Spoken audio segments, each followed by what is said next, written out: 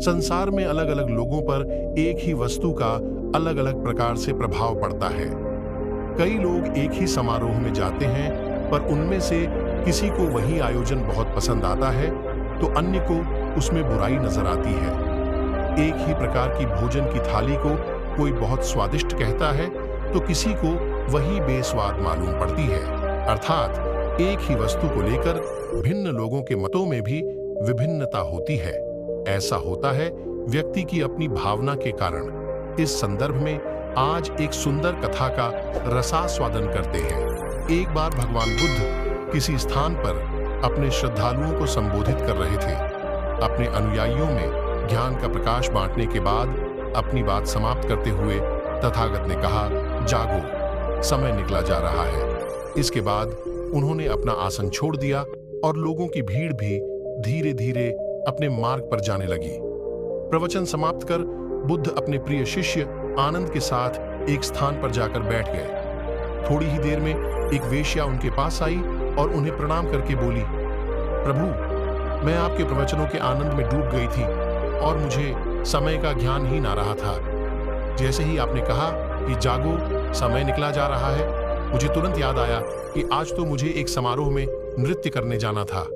अब मैं तुरंत ही उस स्थान के लिए निकलती हूँ। थोड़ी देर बाद एक अन्य व्यक्ति उनके पास आया और चरण वंदन कर बोला, हे प्रभु, मैं एक डाकू हूँ।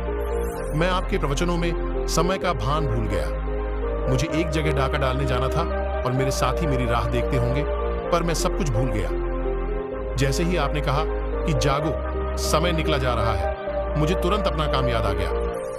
अब मैं डाका डालने जाता हूं। इसके बाद एक वृद्ध व्यक्ति तथागत के पास आया और चरणों में बैठकर बोला, हे भगवान, मैं एक व्यापारी हूं। मैंने अपना पूरा जीवन केवल और केवल धन कमाने, बढ़ाने और संचय करने में बिताया है।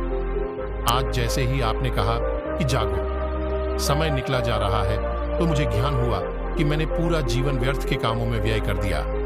अब मैं निर्वाण प्राप्ति की राह पर जाता हूं। सबके जाने के बाद बुद्ध मुस्कुराकर बोले, आनंद, देखा तुमने, मैंने केवल एक वाक्य कहा कि जागो, समय निकला जा रहा है। उस एक वाक्य का कितने ही लोगों ने कितने ही प्रकार से अर्थ निकाला।